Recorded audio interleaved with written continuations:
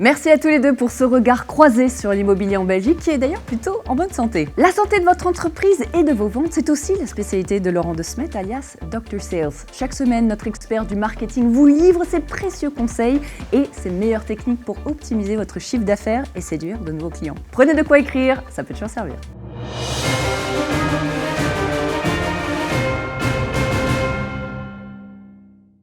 Bonjour et bienvenue dans cette nouvelle consultation de Dr Sales. Aujourd'hui, on va aborder un truc qui vous obsède, qui m'obsède, c'est la personnalité, la vôtre, la mienne et les outils qui nous permettent de la décoder. La personnalité, ça nous obsède. Il n'y a qu'à voir le nombre de gens qui suivent leur horoscope ou qui tentent d'essayer de prédire le comportement de quelqu'un juste parce qu'il est bélier, ascendant, gémeaux. Et vous comprendrez qu'effectivement, on est très intéressé à essayer de comprendre autrui et à essayer de le mettre dans des petites cases. Le phénomène n'est pas nouveau. Déjà, du temps d'Hippocrate et de Galien, il y avait la fameuse théorie des 4 humeurs ou des 4 tempéraments, où on avait en fait 4 grands types de personnes. On les classait selon le fait qu'ils soient plutôt de tendance colérique, de tendance mélancolique, de tendance sanguine, ou de tendance flegmatique.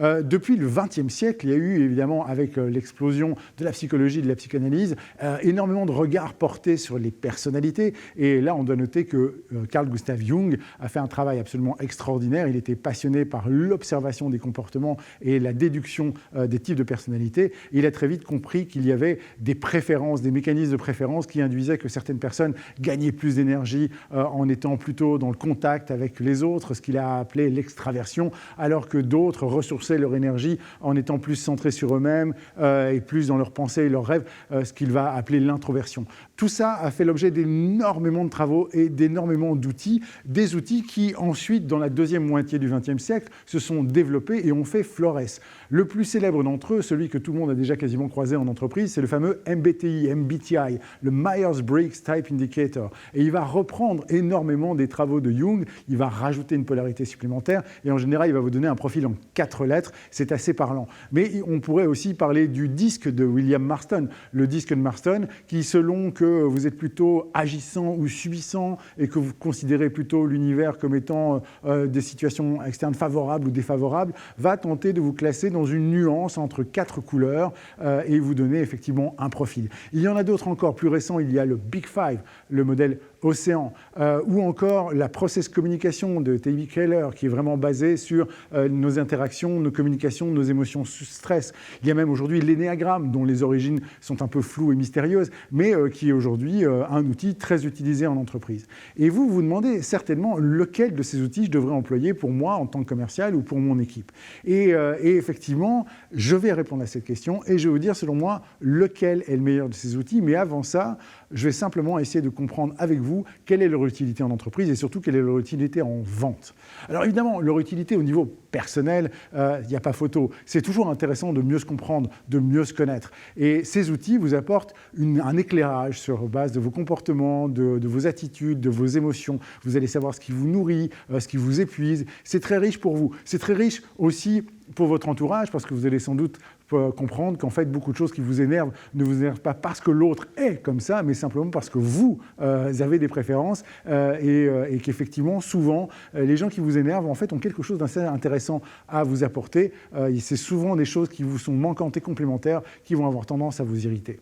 En entreprise, évidemment, l'avantage est évident. Quand vous faites travailler une équipe ensemble avec des personnalités très différentes, elles ont intérêt à s'entendre. Et donc, quand on arrive à mettre ce type d'outils au milieu de l'équipe et que l'équipe commence à comprendre pourquoi est-ce qu'il y a des divergences de point de vue, d'opinion ou simplement de façon de faire, tout le monde y gagne. C'est d'ailleurs pas un hasard si la process communication est née de la collaboration de Keller avec la NASA, auprès de laquelle il avait été appelé pour travailler sur le recrutement et la mise en cohésion des astronautes. Et puis, équipe type qui n'a vraiment pas intérêt à avoir des problèmes de coopération. Vous imaginez bien les enjeux.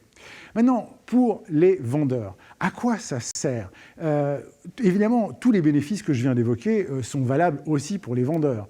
Mais il y a un autre intérêt beaucoup plus puissant pour les vendeurs à utiliser, ou en tout cas à être sensibilisés à ce type d'outils. Et tout de suite, vous allez me dire, oui, encore une façon qu'ils ont de manipuler les clients.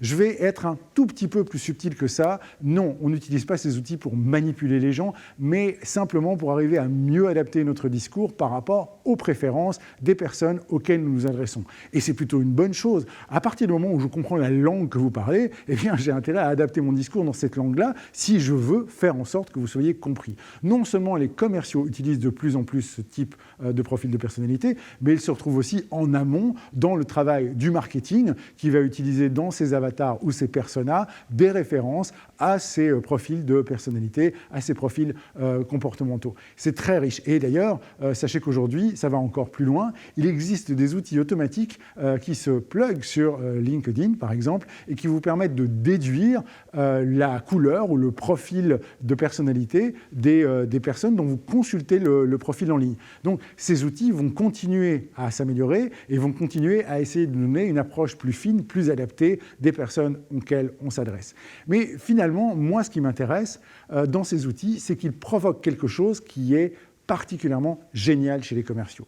Parce qu'à partir du moment où un commercial ou un vendeur a appris un outil de personnalité, il va avoir envie de l'utiliser. Or, pour l'utiliser, la première chose qu'il va devoir commencer à faire, c'est essayer de repérer chez vous, chez son client, eh bien, toutes les expressions des traits ou des profils qu'il a utilisés. Et donc, pour ce faire, il n'a pas d'autre choix que de faire attention à son client.